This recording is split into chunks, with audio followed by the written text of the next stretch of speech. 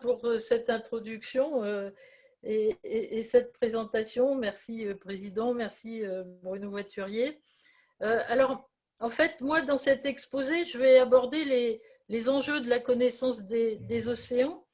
En se concentrant, en fait, je vais vous présenter finalement deux disciplines qui sont intimement liées, que sont la géodésie marine et sous-marine et la gravimétrie. Et en fait, vous verrez d'ailleurs que vous en connaissez pour une bonne part d'entre vous le principe. Donc, en ce qui concerne les enjeux de l'océan, hein, ce n'est pas à cette assemblée que je vais apprendre son importance, mais on sait que l'océan, maintenant, eh bien, on s'aperçoit, il est au centre des préoccupations mondiales pour plein de raisons. Hein. Il y a forcément l'enjeu climatique avec les études de l'IPCC ou de l'IPBES, hein, la contribution du GIEC à la science du changement climatique et à l'élaboration des politiques climatiques. Hein. Je vous ai mis ici un petit peu toutes les contributions du GIEC et tous les rapports hein, d'études des experts et des rapports pour les décideurs, etc., sur notamment les océans, l'élévation du niveau de la mer, etc. Il y a eu un récent document de l'IPBES hein, sur la biodiversité et les services écosystémiques, où l'océan était aussi montré comme, bien sûr, très important. On a aussi des enjeux économiques et de souveraineté, bien sûr. L'Arctique, par exemple, hein, contiendrait 13% des réserves mondiales de pétrole. Donc on voit que ça arrange bien, ça arrange pas mal d'États que le passage du nord-ouest soit ouvert et que finalement, malheureusement, la banquise fonde un petit peu. Hein, et ça crée aussi des tensions entre les États frontaliers hein, qui, effectivement, eh bien, revendiquent hein, pour chacun une bonne part, en fait, hein, de cet océan Arctique, hein, que ce soit le Danemark, la Norvège, la Russie, les États-Unis, le Canada.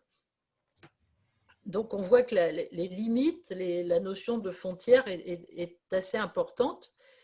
Les enjeux de souveraineté, donc ici je vous ai mis eh bien, la ZEE française hein, qui est vraiment dispersée. On voit aussi que pour la France, en fait, au niveau national, c'est en tout cas très important. Hein. Les océans sont importants, même si on a parfois du mal dans les politiques à le faire passer, mais la récente création d'un ministère de la mer montre que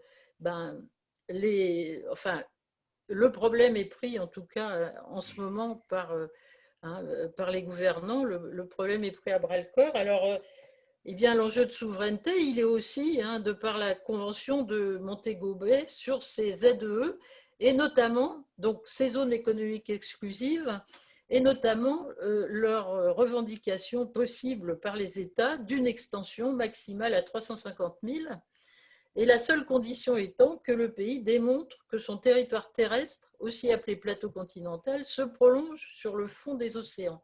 Et c'est là que vont venir effectivement où les disciplines que je présente, hein, comme la géodésie ou la gravimétrie, ont toute leur importance, puisqu'il va falloir effectivement bien connaître le relief, d'accord, et aussi bien connaître le sous-sol, parce que dans cette convention, il y a des critères qui sont les épaisseurs de sédiments, des critères aussi très techniques, hein, comme le degré de pente du talus, etc. Donc on voit que effectivement, là, il faut technologiquement, il faut que l'État soit aussi capable hein, de défendre en fait hein, ses intérêts. Et puis enfin, les enjeux que l'on connaît sur les ressources en minerais. Hein. Alors bon, la diapo est peut-être pas très lisible, mais disons que ce qu'on voit là, finalement, c'est tous les gisements possibles, que ce soit de nodules polymétalliques, d'encroûtement de manganèse avec des richesses en cobalt, etc. Et puis les ZEE françaises qui sont indiquées aussi.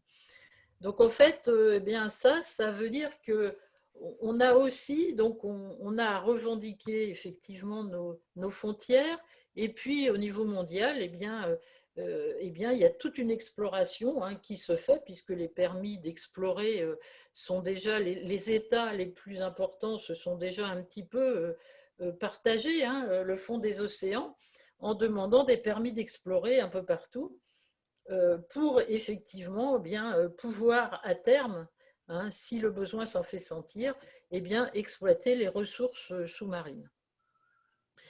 Et puis on revient sur le côtier, eh bien, on a aussi des ressources qui sont les ressources des énergies marines renouvelables, et là, notamment les éoliennes, hein, les champs d'éoliennes qui peuvent être installés sur toute la zone, les franges côtières, et en tout cas par assez petit fond.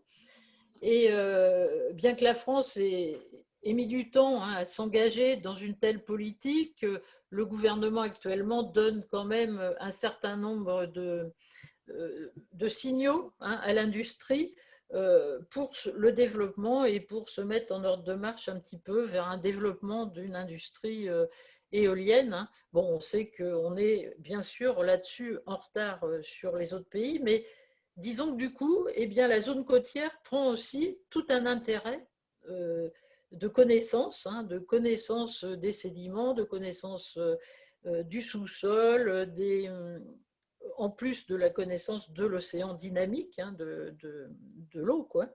Eh bien, on a tout un enjeu là de connaissance, et mine de rien, on a encore beaucoup de travail hein, à explorer encore hein, ces zones. Alors, ces enjeux de la connaissance des océans, ils ont été aussi énoncés par les Nations Unies, hein, puisque 2021, eh bien, c'est la décennie, le démarrage de la décennie des sciences de l'océan hein, des Nations Unies, donc qui ont comment, défini des objectifs de développement durable, dont un est spécialement dédié à l'océan. Hein, c'est l'objectif de développement durable 14. Donc on voit qu'il y a quand même une mobilisation mondiale, hein, en plus effectivement cette mobilisation en fait va un petit peu agréger à la fois les besoins économiques, mais les besoins en contrôle climatique, en prévention des risques, etc. Donc on voit qu'on a vraiment là un objet hein, qui est de plus en plus étudié et objet d'étude. Hein. Alors, passons à nos deux disciplines, la gravimétrie et la géodésie, hein, pour la compréhension du système océanique et du système Terre, en fait, hein, puisque on est tout est bien relié. Et pour vous expliquer un petit peu ce que c'est, la géodésie, c'est la géodésie à terre, hein, c'est le nivellement, c'est les carte IGN, c'est voilà, comment localiser un mont, le Mont Blanc, quelle hauteur, mon sentier de randonnée, comment je peux suivre un sentier de randonnée sur la terre, etc. Eh bien, en mer, c'est pareil. Et la géodésie, eh bien, en premier lieu, c'est quelque chose que vous connaissez pour beaucoup d'entre vous sous le terme d'hydrographie, mais c'est simplement la mesure de la topographie sous-marine et du relief. Hein. Donc ça, c'est le premier objectif, la localisation aussi, évidemment. Hein. On est bien obligé de se localiser, de localiser le relief océanique et de localiser de plus en plus. On a vu avec le rapport sur la biodiversité et les besoins de connaissances en biodiversité dans l'océan, bien les habitats, la faune, la flore, on suit les bancs de poissons, etc. Donc il y a vraiment un besoin en fait d'adapter hein, de notre géodésie continentale hein, au sous-sol. Alors on verra que pour beaucoup, on l'a déjà un peu fait, mais il reste encore beaucoup de travail. Alors, il y a des engins marins et sous-marins. Hein, vous connaissez tous les bateaux. Les bateaux, ils sont localisés par GNSS maintenant. Donc, on sait les localiser. Bon, quand on est sous la mer, c'est un peu plus compliqué. On a effectivement, après, il faut faire appel à un certain nombre de moyens, comme la gravimétrie, entre autres.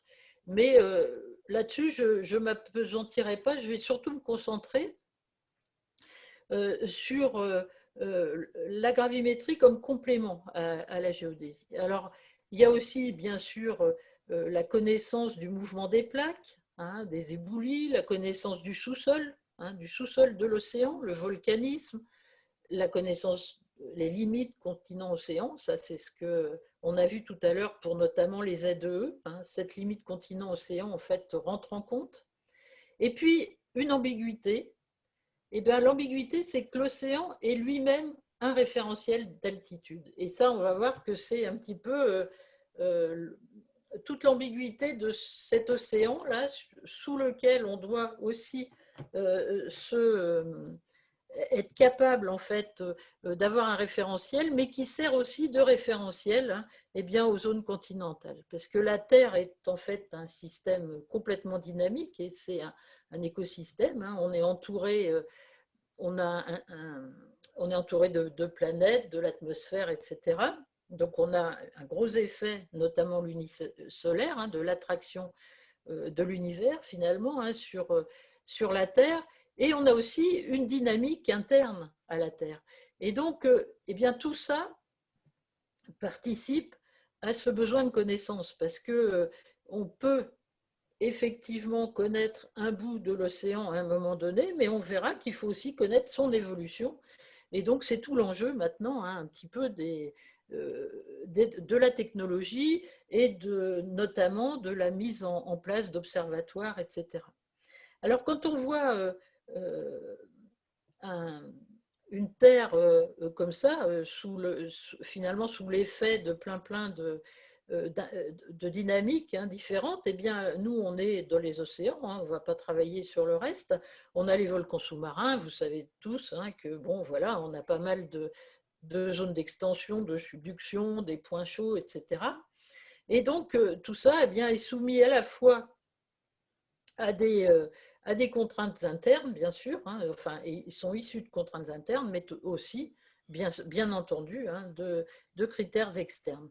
Alors, pour décrire tout ça, eh bien, depuis l'Antiquité, hein, on avait estimé hein, la forme de la Terre, et donc, à l'arrivée des satellites, on a été capable, donc dans les années, hein, au début, là, après l'année géophysique internationale, on a lancé Sputnik, hein, et puis petit à petit, ben, on a été capable d'avoir un référentiel géocentré qui nous permettait de dire eh bien, que la forme de la Terre, finalement, c'était bien notre patatoïde, là, c'était une forme de Terre aplatie au pôle avec un bourrelet équatorial. Et comment définir cette Terre? On l'a définie par une notion physique hein, qu'on appelle le potentiel de pesanteur. Alors ça, c'est un petit peu un gros mot hein, pour les gens qui ne sont pas effectivement spécialistes, mais c'est pour nous, on va le voir tout de suite sur l'océan, c'est très simple. Ce potentiel de pesanteur qui définit la forme de la Terre, sur les océans, bah, il correspond à la surface moyenne de l'océan. Et puis ensuite, eh bien, on va mesurer toutes les hauteurs ou les creux et les bosses autour hein, de la Terre eh bien, par rapport à ce niveau moyen de l'océan. Et ça, c'est la géodésie. La géodésie, c'est l'étude de la forme de la Terre. D'accord? Et pourquoi on a baptisé ce potentiel de pesanteur, on l'a baptisé le géoïde. Et puis, bien sûr, on a créé un volume un peu plus simple pour permettre des calculs mathématiques. Hein, eh bien, c'est un ellipsoïde qu'on a appelé ellipsoïde de référence. Mais la définition même qu'on a été capable de donner finalement à partir des mesures satellites hein, dès les années 70, eh ben, nous a permis d'avoir une vision globale des reliefs de la Terre. D'accord? Alors, nous, en fait, on va aller voir maintenant ensuite sous la mer et on verra que bah, le relief sous la mer, moi, c'est ce que j'appelle la géodésie. Hein. La géodésie marine et sous-marine, finalement, c'est quoi?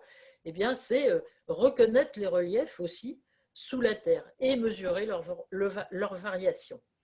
Donc ça, c'est la géodésie. Et en fait, pourquoi la gravimétrie intervient hein, dans euh,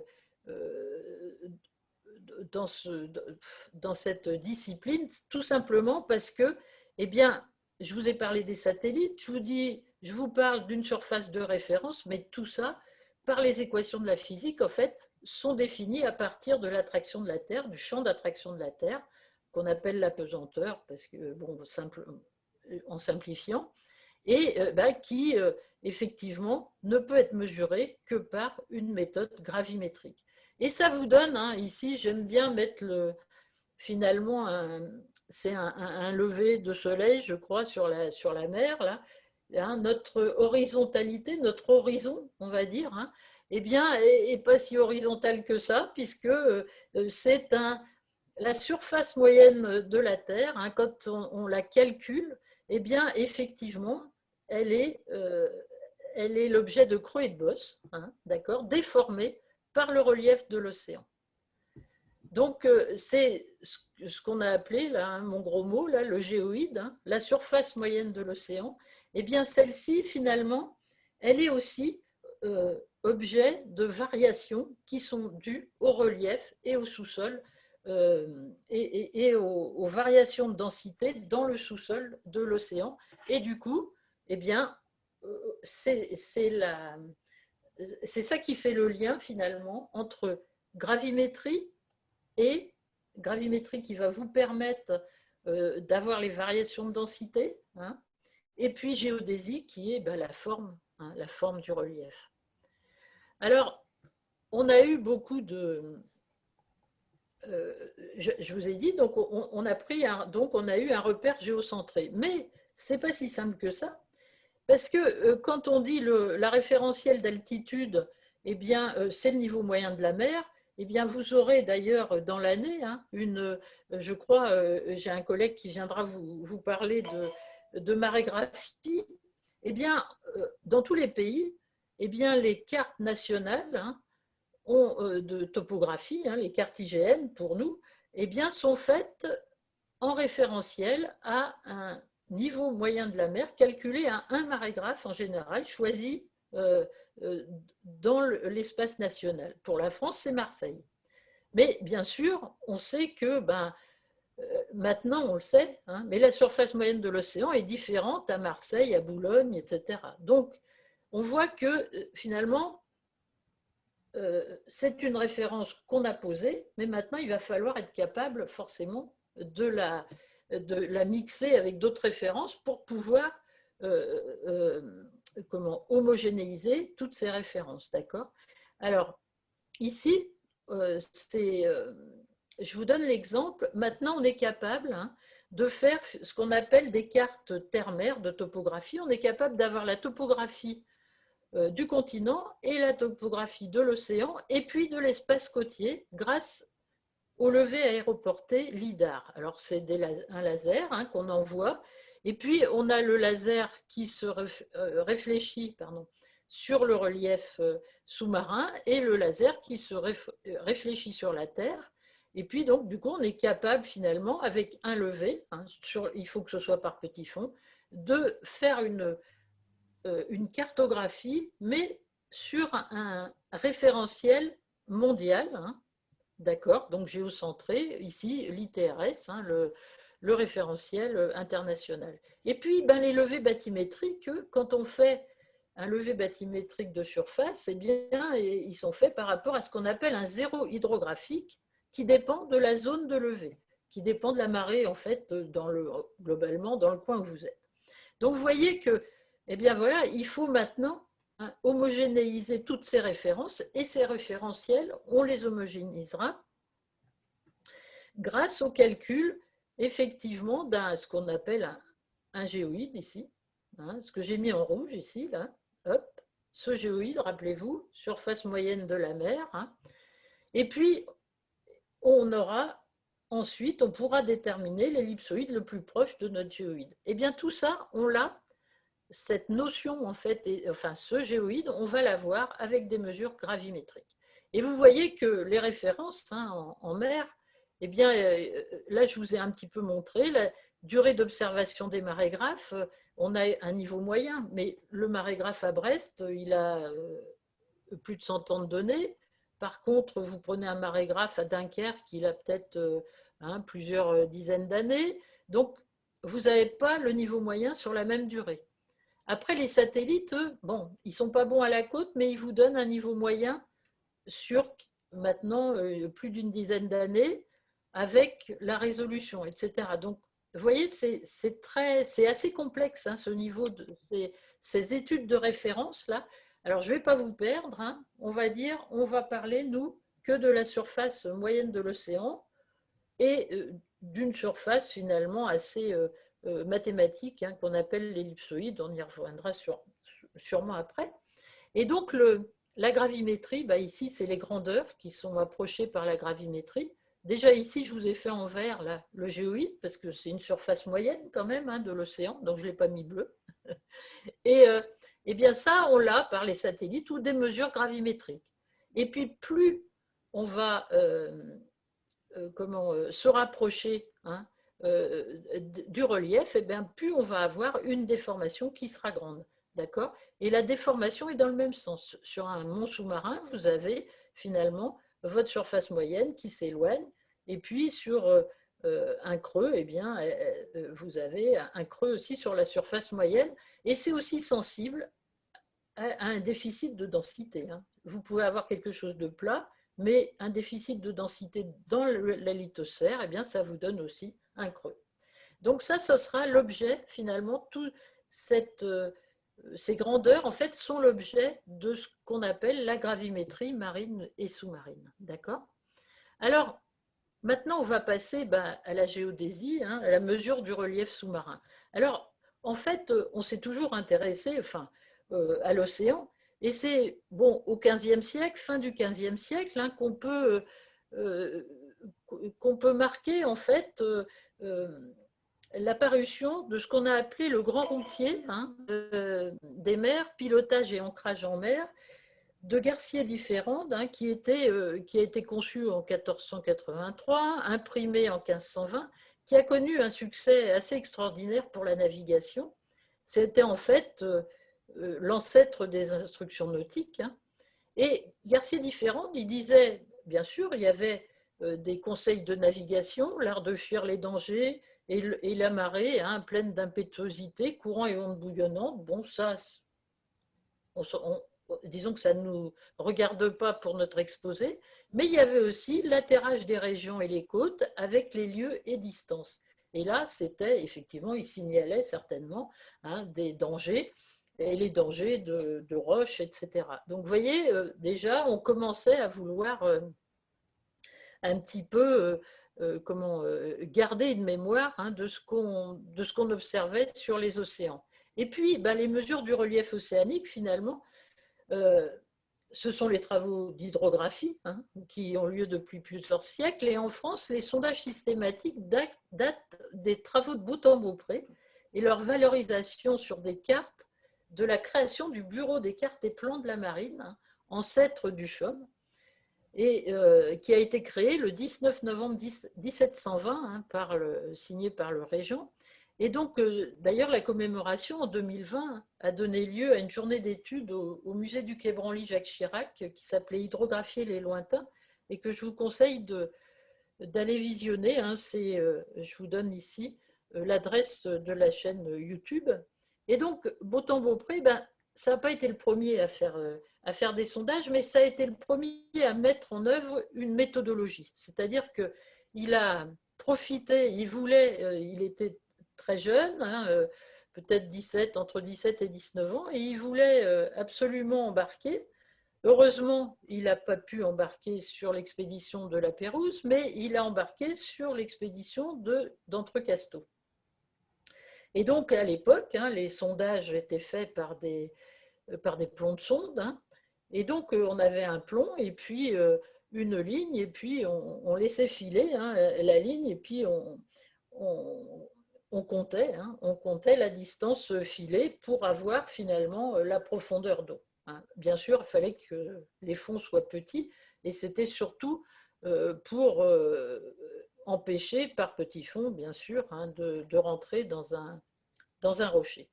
Et donc la Pérouse, eh bien, il continue tous ses travaux hein, tout le temps du début du 19e. Et ici, je trouve que la carte était belle. Hein, ce n'est pas une carte d'Anvers, mais c'est de Bretagne, mais c'est une carte des Bouches de l'Escaut hein, qui a été faite en 1800. Et on voit qu'il y avait de tout. Il y avait à la fois les mesures et il y avait aussi des dessins. Parce qu'en fait, les hydrographes, ben, il fallait qu'ils dessinent hein, l'atterrage des ports. Et il y avait d'ailleurs une formation artistique hein, dans la formation ensuite hein, des hydrographes.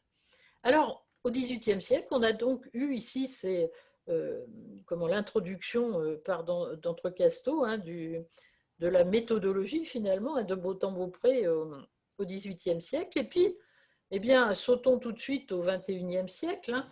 Comment ça se traduit maintenant? Eh bien, maintenant, on a une organisation hydrographique internationale qui rassemble tous les services hydrographiques hein, des États. Et bien sûr, en France, c'est le service hydrographique et océanographique de la marine, et qui travaille vraiment sur la normalisation des relevés. Hein. Donc, toujours ce souci, finalement, hein, de donner des méthodes. Et ça a été vraiment toujours, finalement, un objet de travail et qui, au fur et à mesure du développement de l'innovation, hein, eh bien, a toujours été très importante pour ce qui est de la géodésie marine. Hein. Et on a une autre organisation qui est aussi très proche de l'OHI, hein, c'est ce qu'on appelle la GEPCO, dont Bruno Voiturien a parlé tout à l'heure. Et c'est une organisation internationale qui vise à délivrer un ensemble de données bathymétriques, donc le relief, les plus fiables possibles pour la carte générale des océans. Donc là, on récupère un peu tout, on essaye de faire toutes les données qu'on a, et puis, bon, on les étudie, puis on édite ce qu'on appelle un guide des bonnes pratiques, hein, pour que finalement ce soit connu au mieux de tout le monde. Et ça nous fait finalement deux types de documents maintenant, hein, depuis finalement la méthodologie de Beautemps-Beaupré. Eh bien, on a des documents de type ici S100, Universal Hydrographic Data Model. Hein, donc là, la normalisation, c'est l'Organisation hydrographique internationale. Et puis, la GEPCO, bah, c'est les recettes de cuisine, mais quand même un peu élaborées pour ne pas avoir de données trop fausses, hein, trop mauvaises en fait. Et d'ailleurs, ce livre, ce guide est fait en partenariat avec la COI, la Commission océanographique internationale, et l'Organisation hydrographique internationale. Hein. Donc, vous voyez l'évolution finalement hein, de cette géodésie, de cette connaissance du relief de la mer. Alors, on est passé du relevé au plomb de sonde. Ici, vous voyez, ça a été, j'ai pris cette photo à partir d'une reconstitution qui a été faite pour un film. Hein, et que vous pouvez aussi, je vous ai mis toutes les adresses hein, pour trouver ça sur YouTube, à l'occasion des 300 ans, justement. Donc, on voit que c'était pas, hein, quand même, c'était des mesures très ponctuelles et qui pouvaient avoir quand même pas mal d'erreurs. Et puis maintenant, eh bien, on est passé hein, à une imagerie totale du fond grâce au sondeur multifaisceau. Alors, on image sur des kilomètres de large hein, de chaque côté. Et puis, on a aussi tout un tas de capteurs supplémentaires. En sous-marin, on en a maintenant ce qu'on appelle les AUV, les petits sous-marins autonomes, ou les ROV, les sous-marins qui sont reliés au bateau et qui ont des sondeurs. Et du coup, on peut se rapprocher du fond pour avoir le relief de plus en plus précis. Et puis, les satellites, hein, alors soit optique, là, il faut être vraiment par petit fond. Hein, vous savez, pour voir le fond il faut vraiment que les eaux soient claires aussi, hein, donc c'est bien dans le Pacifique, c'est moins bien en mer du Nord. Et puis, eh bien, on a les satellites radars qui, eux, mesurent cette fameuse surface moyenne des océans et qui, ensuite, par le jeu des équations, eh bien, peut restituer une bathymétrie, hein, donc un relief qu'on voit ici hein, sur la carte justement de la GEPCO. Ici, vous avez une carte générale de l'océan avec des mesures satellites et puis qui sont complétées par les mesures bateaux quand il y en a. Ça vous donne une carte du relief de l'océan. Et si vous zoomez, hein, eh bien vous avez là des petits carrés en gros de 1 km sur 1 km. En rouge, ce sont des mesures satellites. Et puis ici, hein, en noir, eh bien, ce sont des relevés de bateaux, donc précis. Mais ça vous donne quoi? Ça veut dire quand même que les levées bateaux, hein, sur cet exemple, il n'y en a pas beaucoup. Et d'ailleurs, il a été montré, hein, qu'il faudrait encore plus de 900 ans de mesures, hein, pour couvrir tous les océans, dont environ 600 ans pour couvrir les fonds de 0 à 200 mètres, hein, de profondeur. Donc il y a encore de la marge. Et la carte GEPCO, finalement, sur une zone, ici c'est une zone à côté d'Hawaï, hein. C'est donc la même zone sur les deux figures. Et vous voyez que ici, vous avez peut-être un passage ou deux de sondeurs multifaisceaux. Vous avez 20 km, hein, ici pour l'échelle, c'est la même échelle. Et vous voyez que c'est complètement flou si vous regardez le relief à cette même échelle par des mesures satellites, hein, et si vous regardez avec un sondeur multifaisceau. Donc on voit qu'il y a encore du travail, hein, et que effectivement la géodésie sous-marine, la connaissance du relief, hein, eh bien il y en a encore pour longtemps, et il faudra encore beaucoup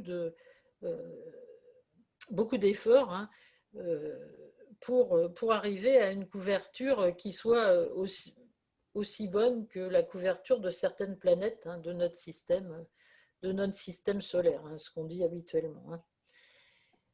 Donc maintenant, je vais passer je vais me focaliser un peu sur la gravimétrie. Donc ça, je vous rappelle simplement, parce que je sais que ce n'est pas facile, hein, quand on n'est pas du tout de la partie, hein.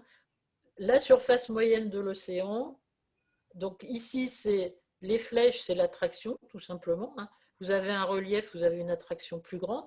Et puis, ce que les navigateurs connaissent bien, et en tout cas connaissaient bien autrefois, hein, ça crée aussi une déviation de la verticale, puisque votre horizontale est définie par la surface moyenne. Ici, vous voyez que la verticale est définie par le champ d'attraction, hein. Et bien forcément, cette verticale, pourquoi elle est déviée dans la mer? Eh bien à cause des reliefs ou à cause simplement d'une différence de densité, hein, à l'intérieur du relief. Alors la gravimétrie, elle sert donc d'une manière générale à la connaissance de cette surface moyenne océanique, hein, ça c'est vraiment général. Et puis ensuite, eh bien, elle va servir et donc à la navigation, hein.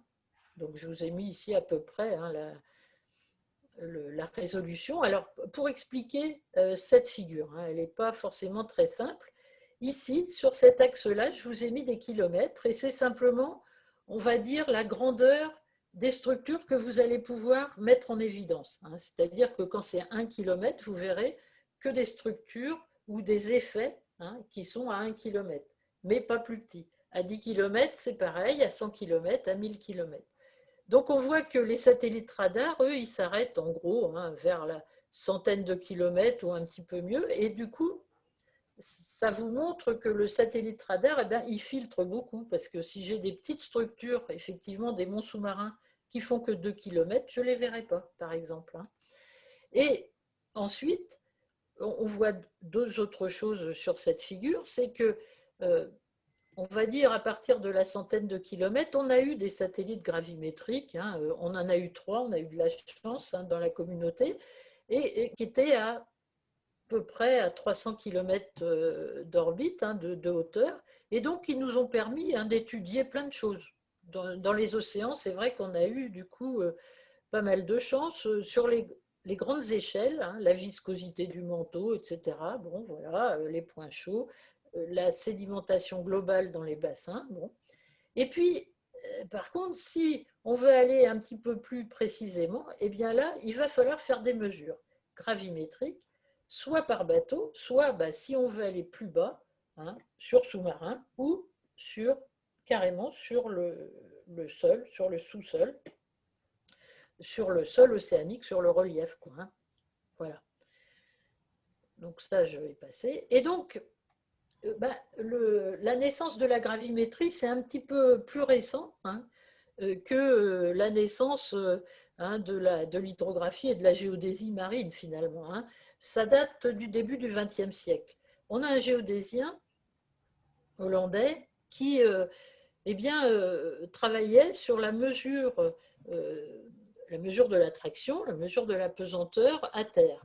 Et il a imaginé, en fait, eh bien, d'embarquer un, un gravimètre sur un sous-marin pour éviter les effets de la houle et puis tous les effets de marée et de courant. Et puis, eh bien, donc, comment mesurer G, hein?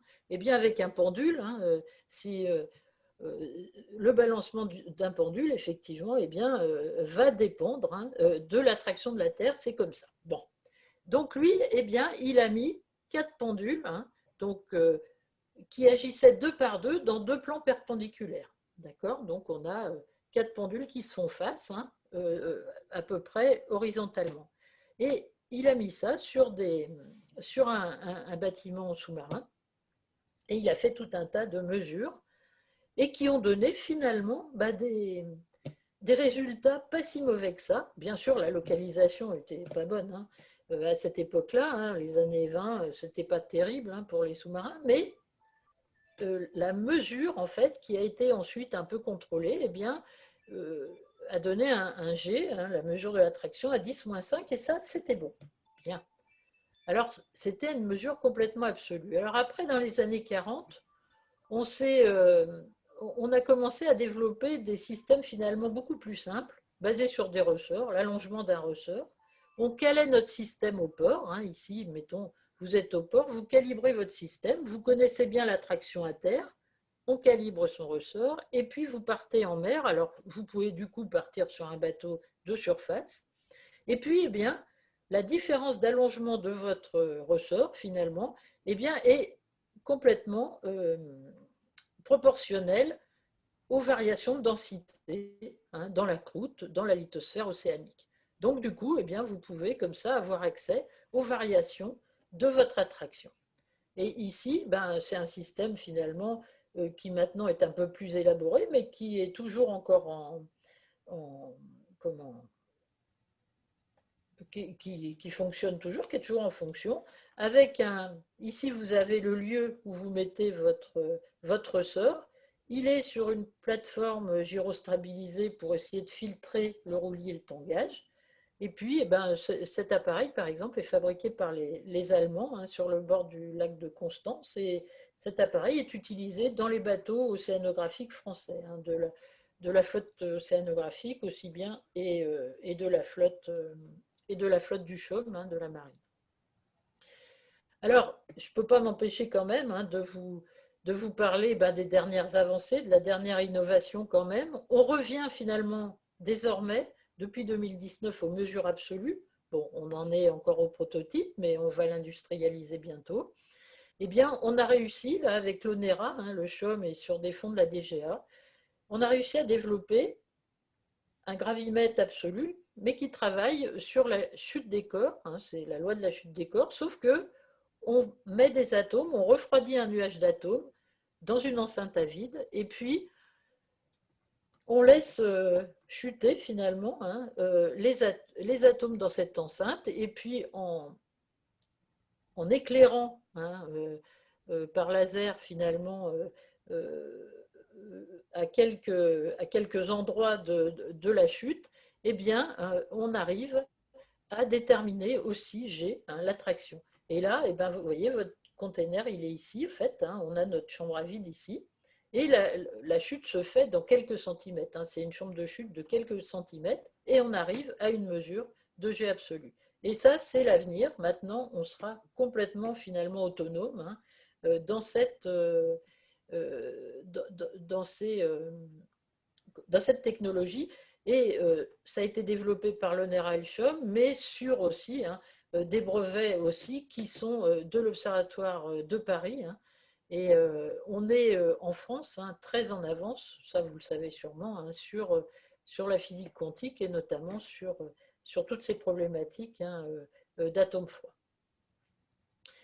Alors, pour repasser, enfin pour vous donner un petit peu des exemples de ce que peut apporter la gravimétrie, la géodésie marine et sous-marine, je vais vous raconter l'histoire d'une plongée. En fait, au Chaume, en 2010, on voulait explorer en fait un mont sous-marin qui nous semblait relativement haut. Et ici, vous êtes quelque part, pour ceux qui connaissent un peu l'Atlantique, vous avez les monts sous-marins Plateau, Atlantis. Bon, on est quand même assez loin. Les Açores sont en haut à gauche, là. Et puis, vous avez ce mont sous-marin qui, sur les cartes, était indiqué à moins 97 mètres. Donc, il était quand même assez haut. Et puis, ce qu'on a fait, c'est qu'on est d'abord allé voir. Et il s'est avéré que déjà la forme était complexe, vous la voyez ici. Et puis que le mont, son sommet était plutôt à moins 663 mètres. Qu'à moins 97 mètres. Alors tiens, c'était une curiosité. Et on a voulu du coup aussi l'explorer à fond et connaître effectivement sa géodynamique.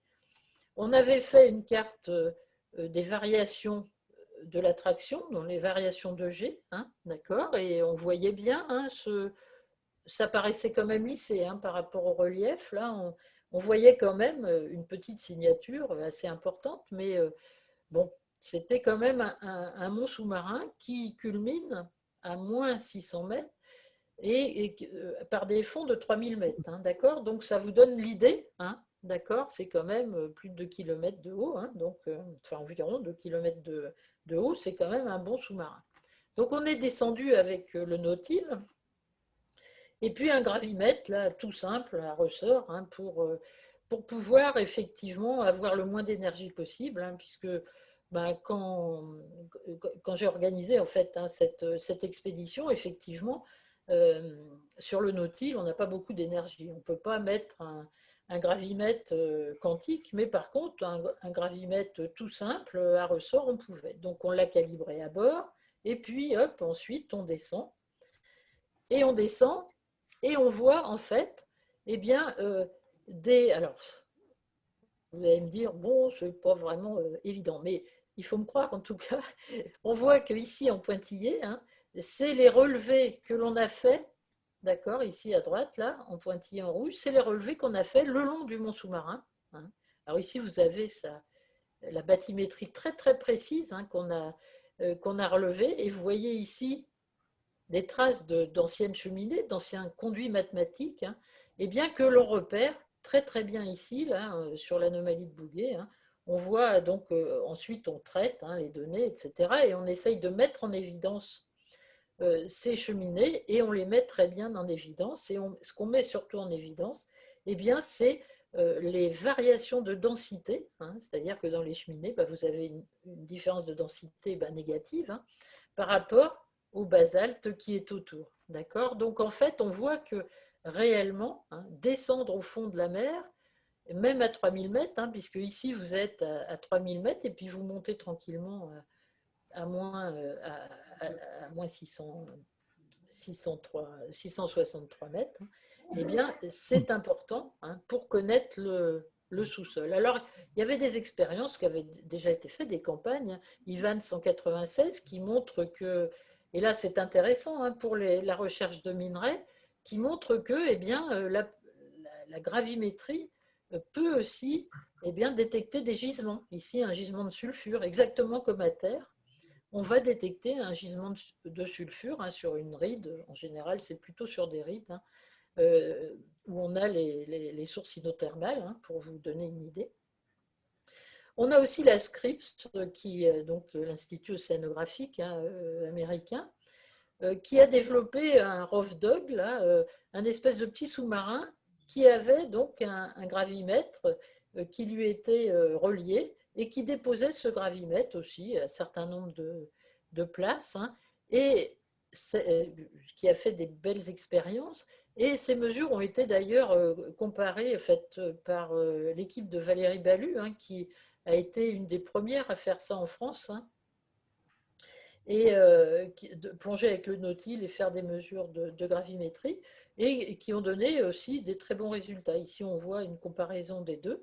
Et donc, on voit que c'est quand même une technologie qui commence à être assez robuste. mais on sait quand même que je ne résiste pas hein, à l'envie de vous montrer, voilà ce qu'on voit hein, quand on est dans le fond.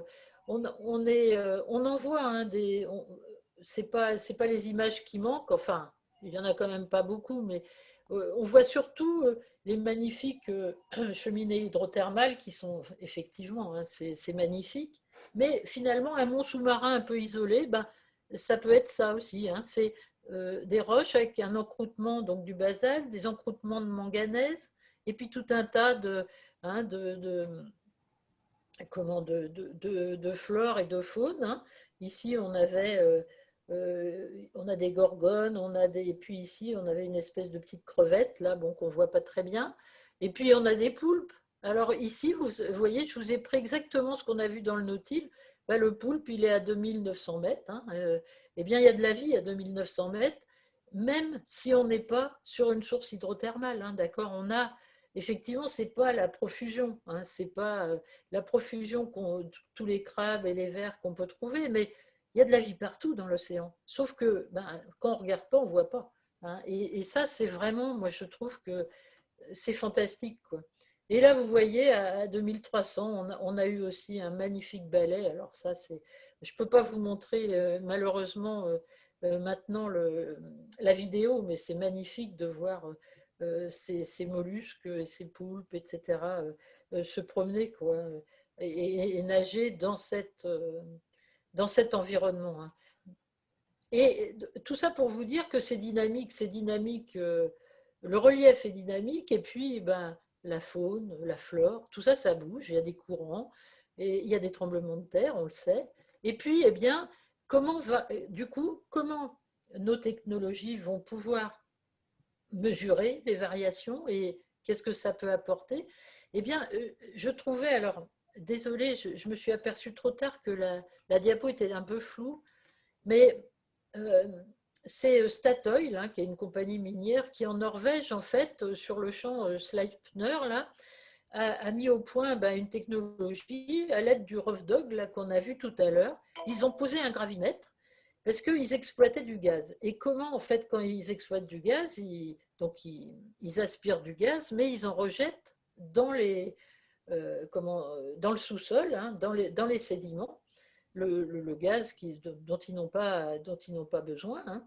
Et donc, du coup, ils réinjectent finalement du CO2 hein, dans les sédiments. Mais bien sûr, il faut bien voir l'impact de cette réinjection. Et l'impact de cette réinjection, mesuré par gravimétrie, eh bien, vous le voyez ici en bas sur la diapo. Là. Vous voyez en vert, eh bien, c'est le nuage de CO2 qui petit à petit, on voit que la densité dans le sédiment varie petit à petit au fur et à mesure hein, de l'injection du gaz. Donc ça leur permet eh bien, tout simplement de contrôler, hein, euh, leur méthode. On a aussi, ben, hein, on parle on veut observer des variations, ben, les variations de relief. On a Shadwell et Sweeney là, en 2010 qui ont mis au point, alors publié en fait une méthodologie hein, où ils mettaient des transpondeurs, c'est-à-dire des capteurs de pression sur le fond. Donc ils positionnaient très bien ces capteurs hein, par rapport à un bateau.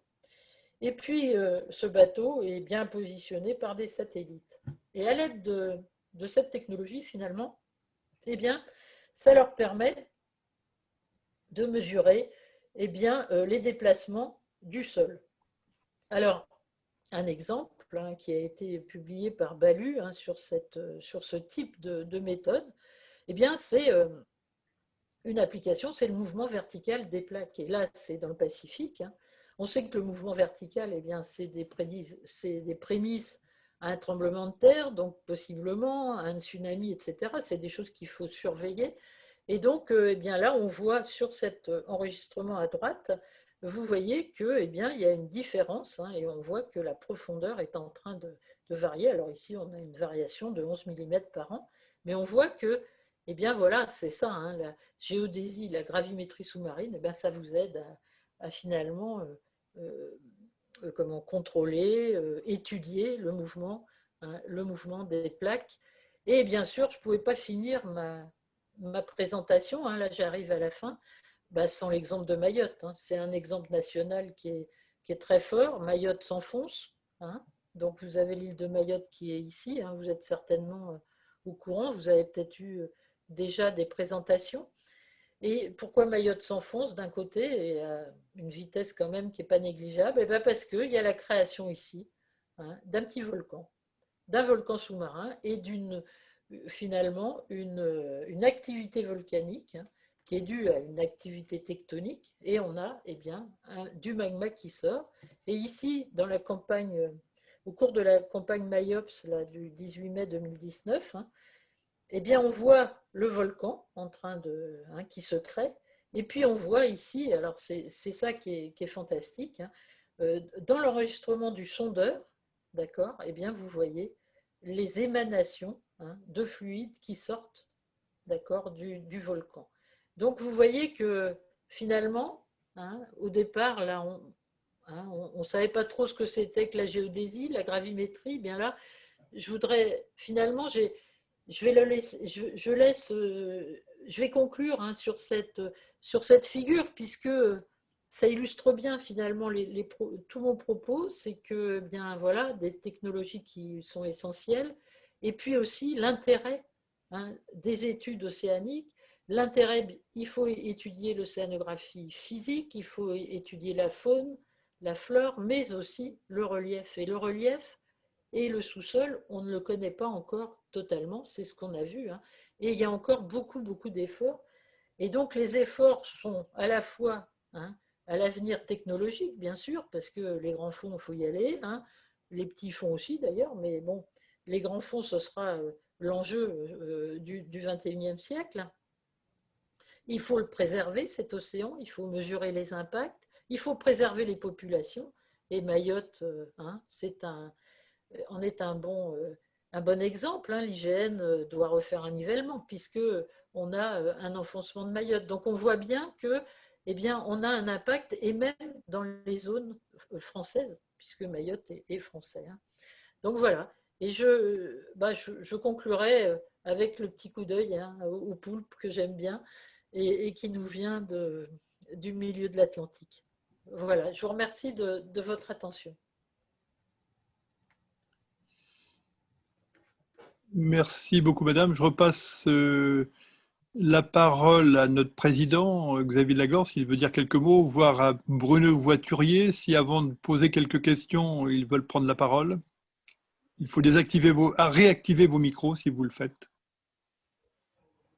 Oui, madame, je voulais vous remercier pour votre présentation, parce que le titre de l'exposé n'était pas facile à comprendre, mais vous nous avez, avec beaucoup de pédagogie, beaucoup d'illustrations, aidé à comprendre ce que c'est que cette problématique liée à la géodésie et à la gravimétrie.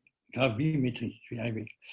Moi, ce que je retiens, parce que c'est important pour notre réflexion au sein de l'Académie, vous avez développé, on a illustré les enjeux stratégiques, économiques, environnementaux et de souveraineté. Un des sujets importants que l'on a en tête au sein de l'Académie, c'est notamment le sujet des grands fonds. Vous venez de dire ici, les grands fonds, ce sera l'enjeu du XXIe siècle. Il va falloir expliquer, faire partager, convaincre.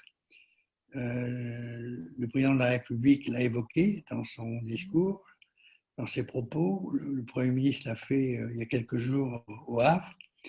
Le secrétaire général de la mer a conduit une étude assez poussée sur les grands fonds. C'est peut-être un sujet que notre compagnie pourra, sans jeu de mots, approfondir dans les mois qui viennent. Voilà, en tout cas, un très grand merci pour cette présentation, ces illustrations. Et puis, je vais passer la parole à Bruno Voiturier, et puis à nos auditeurs. Je crois qu'on est une cinquantaine, à peu près. Hein, oui, nous avons atteint 55 followers, comme vous dites. 55 followers. Et écoutez, c'est une vraie réussite. Vous avez un succès d'estime qui est mérité. Je vous remercie. Merci. Donc, je repasse la parole à ceux qui veulent intervenir. Merci beaucoup, madame.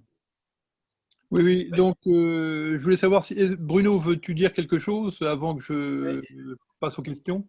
Moi, je ne suis pas un géodésien ni un géophysicien, et on sait que dans l'histoire, il y a eu pas mal de, de batailles sur l'utilisation des moyens océanographiques pour l'étude de la colonne d'eau et des fonds. Et je trouve là qu'il y a, je découvre un petit peu l'influence, j'allais dire jusqu'à la circulation de surface, quoi, la relation qu'il peut y avoir entre le relief des fonds et puis la circulation marine à travers les variations du géoïde qui sert de référence à la fois pour le fond et pour la surface. Oui, bah, oui, en fait, on voit que on est, ça c'est quelque chose qui a été appréhendé finalement vraiment, enfin qui a pu être étudié grandement à partir des données satellites, hein, à partir des années 80. Dès qu'on a eu CISAT, GeoSat, on a commencé à voir les premiers résultats, hein, et surtout GeoSat, hein, que la marine américaine avait déclassifié. Et je pense que ça a apporté beaucoup à la compréhension. Et puis maintenant, on n'est plus dans la découverte des grandes variations, mais maintenant, ce qu'on veut, c'est avoir effectivement un géoïde millimétrique, et aussi bien en mer qu'à terre. Alors, ouais, mer qu'à terre, voilà, c'est voilà, ça. et c'est ça. Et en mer, effectivement, on a le problème de la circulation qui peut limiter un peu nos signaux, quoi. Voilà. Je ne rallumerai pas quelques batailles qu'il y a eu au Conseil scientifique de l'IFREMER sur ces sujets. Très bien, donc je vous propose de reprendre la main. Je réponds d'abord à une question générale. Madame Mouira nous demandait si vous pourrez obtenir une copie de la présentation. Évidemment, nous vous diffuserons la présentation de Madame Le Quintrect à Lancette, et on a la perspective, si l'enregistrement auquel je procède actuellement est probant, nous diffuserons cette intervention sur la chaîne YouTube de l'Académie de Marine qui a été créée récemment. Voilà. Donc, on a la perspective. Puis alors, évidemment, ça fera l'objet d'une diffusion d'un compte-rendu rapide dans le bulletin mensuel de l'Académie, voire dans la lettre de l'Académie, et ça fera également l'objet d'un article complet dans les communications et mémoires. Voilà. En tout cas, la diffusion sera large. Donc, j'ai une première question. Oui. Ça vaut le coup. Oui, tout à fait. Donc, j'ai une question de Gilles Bessereau. Avantages, inconvénients de la gravimétrie par rapport à la sismique sous-marine pour la prospection des ressources du sous-sol. Alors, avantages, inconvénients. Alors, l'avantage de la gravimétrie, c'est qu'on n'a pas d'impact déjà sur l'environnement. Donc, on sait que la sismique, c'est pas toujours... la sismique, en fait, est quelque chose qui émet, et qui émet aussi vers l'environnement, et donc notamment vers la faune. Donc, effectivement, c'est... la sismique est certainement un petit peu plus discriminante, mais coûte très cher, puisque ça demande des bateaux. Les bateaux qui embarquent la sismique, en fait, doivent être relativement à fort tonnage et embarquent un matériel coûteux. La gravimétrie, effectivement, donc, c'est complètement passif, hein. Vous avez votre gravimètre à bord du bateau et vous faites vos mesures finalement tranquillement, sans émettre vers l'extérieur. Vous avez une bonne idée des variations de masse, et ça c'est quand même important.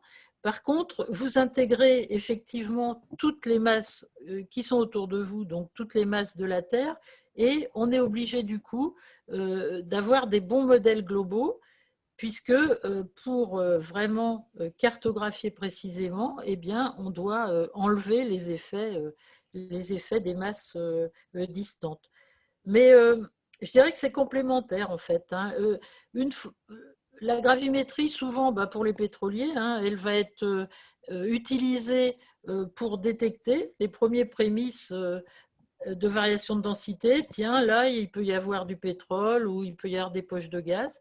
Et puis ensuite, on va actionner les moyens lourds et la sismique qui coûte cher. Et donc, pour vraiment préciser vraiment le gisement, quoi. En général, c'est utilisé comme ça. Très bien. Alors, j'ai deux questions de l'amiral Oudot d'Inville. La première, est-ce que les capteurs disposés sur les câbles sous-marins sont d'un apport significatif pour la connaissance sous-marine? Alors, pour l'instant, on a des essais qui sont faits. Là, il y a justement une ERC là, de l'Europe, hein, d'un laboratoire de Brest, hein, de l'IUM, c'est Marc-André Guttière, et il y a un laboratoire de la Côte d'Azur aussi qui travaille dessus. Et ils utilisent des câbles pour évaluer. En fait, c'est pas il faut quand même qu'il y ait une technologie particulière, puisqu'ils envoient, ils utilisent alors la réflexion des fibres en fait d'un rayon laser pour voir si il y a une variation en fait dans le relief. Alors c'est les prémices. Hein. Donc effectivement, utiliser un câble pour essayer d'enregistrer la sismologie et les quelques mouvements, c'est intéressant. Mais pour l'instant, en fait, il n'y a pas plus de développement que ça. Par contre, on peut dire que, je vous ai parlé tout à l'heure de la gravimétrie quantique. Maintenant, ce qui est développé à l'Observatoire de Paris notamment, ce sont les horloges quantiques très précises et le transfert de temps par les fibres. Et donc, le CHUM a été lauréat là, avec l'Observatoire justement d'un PIA, et le CHUM recevra la fibre et pourra installer, donc on a un partenariat avec l'Observatoire, enfin de recherche, hein, et on fera des essais avec une horloge quantique de transfert de temps entre Paris et Brest. Et ça peut permettre, en fait, par la théorie d'Einstein, en fait, on peut montrer que les différences d'horloge, en fait, hein, c'est une différence de temps qui peut être reliée à une différence de potentiel, de pesanteur, et du coup avoir accès effectivement aux variations du géoïde, hein, proche des marégraphes. Donc là, mais là, c'est vraiment, hein, on est à 5 ou 10 ans peut-être du résultat, mais ce sera très intéressant. Et donc, on peut espérer qu'un jour, on ait des liens fibrés de ce type-là sous la mer. En tout cas, on puisse les exploiter, quoi. Très bien. Autre question de l'amiral Oudot d'Inville. Est-ce que la circulation thermohaline a une influence sur la gravimétrie? Non, non, non. Pas en tout cas, si influence il y a, elle est très faible, et de toute manière, ouais, j'ai dit non un peu vite, parce qu'effectivement, si on met un gravimètre au bord de l'eau, on a un effet océanique, hein, on l'observe. Par contre, en mer, on n'a pas de capteurs encore assez. Les capteurs peuvent être précis, mais comme on est sur des bateaux qui ont un mouvement, on n'arrive pas à descendre avec suffisamment de précision, en fait, au signal. Et quelque chose d'intéressant, par contre, ce serait de poser un gravimètre au fond. Et effectivement, comme ont fait les Américains là, et les Norvégiens pour Statoil, ils doivent avoir certainement un signal dû à la circulation là-dessus. Mais voilà, on n'a pas encore étudié à fond ce signal. Mais oui, en fait, il y en a un, mais on n'y a pas encore accès. Alors, une autre question de notre vice-président Alain Bovis. Dans les années 80, avec Octobre Rouge, le film et le roman, Ah bah oui. nous avons découvert la navigation gravimétrique. Mmh. Si ce n'est pas trop classifié aujourd'hui, où en est-on? Ben, on est là, là où on est. C'est-à-dire que on a suivi, je pense que oui, on est toujours dans cette même mouvance, hein. Et voilà, bon, Octobre Rouge est un roman quand même, était un roman, donc c'était quand même assez futuriste. Bon, oui, on est à peu près toujours dans cette gamme de... oui, comme les Américains, comme les Russes, hein, on est tous à peu près au même niveau. Alors, une autre question de d'Yves Desnaux. Comment est gérée la variation du géoïde en fonction de la montée du niveau moyen des océans? Alors, c'est une question, oui, intéressante, enfin, elles sont toutes intéressantes, mais oui, il y a l'Association internationale de géodésie qui a défini en fait euh, un, un seuil à partir duquel on redéfinit un géoïde. Il est nécessaire de redéfinir un géoïde et pour une montée des eaux, alors pour tenir compte de l'élévation du niveau de la mer.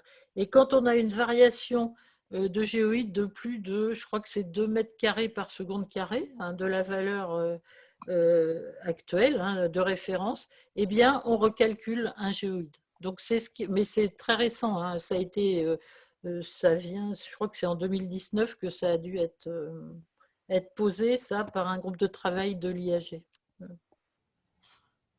Je peux te poser une question parce que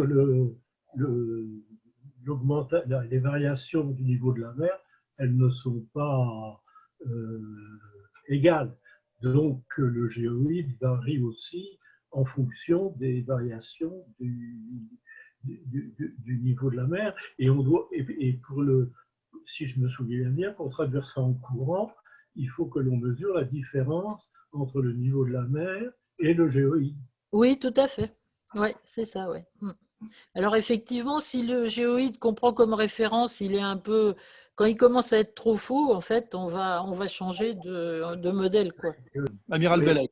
Allez. L'EMER est titulaire d'un contrat d'exploration des champs de nodules de la zone Clipperton. Ouais. Est-ce que le CHOM participe à ces travaux? Non, non, c'est pas, enfin, pas dans l'exploration. Le CHOM a fait un levé hydrographique et participe aux travaux sur l'hydrographie, mais pas sur vraiment l'exploitation, enfin, ou oui, pas sur vraiment l'objet des nodules polymétalliques.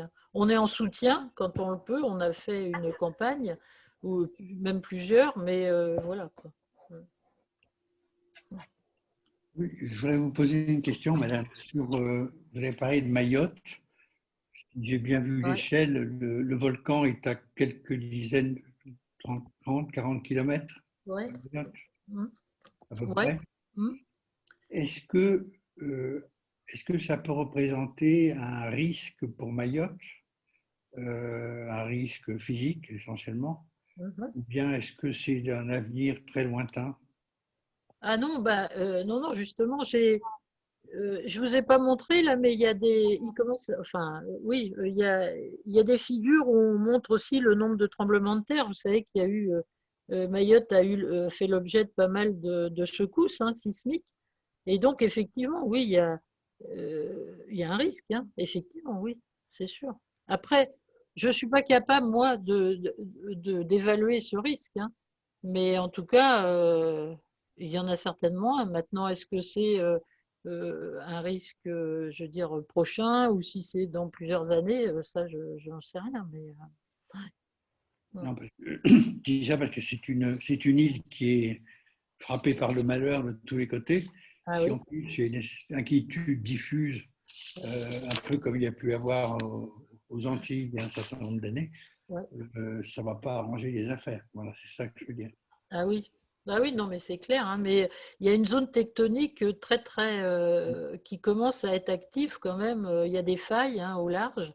Et en fait, c'est une espèce de combinaison de failles là, qui font que, effectivement, le volcan s'est créé et puis qui ont créé les séismes et puis qui, petit à petit, finalement, font s'affaisser, hein, la plateforme de Mayotte, quoi. Très bien. Eh bien, écoutez, Je crois que pour moi, les questions sont épuisées, hein, à moins que quelqu'un veuille reprendre la parole, mais sinon, le président a la parole. alors le président va conclure. Madame, je vous renouvelle les remerciements de l'ensemble des participants. C'était tout à fait passionnant. Et puis, je crois qu'on peut constater une chose, c'est que c'est vrai qu'une conférence à distance comme ça, on n'a pas la convivialité que l'on peut ressentir quand on se réunit, mais ça a la vertu de la radio, c'est-à-dire on est attentif, on écoute, et chacun a pu goûter vos paroles. Alors, je vous dois, je ne sais pas comment faire là, parce que je vous dois, en guise de remerciement concret, une coupelle de l'Académie de Marine. Alors, la coupelle n'est pas virtuelle, la coupelle existe. Alors, ce que je vous propose, c'est que lorsque nous viendrons à Brest, ou quand vous passerez à Paris d'ailleurs, vous serez la bienvenue chez nous. Et puis, de toutes les manières, quand nous passerons à Brest, on se fera un plaisir de vous rendre visite, de vous remettre la coupelle de l'Académie en grand apparat. Voilà. Ah, bah, écoutez, merci beaucoup. Merci à l'Académie. Merci beaucoup, madame.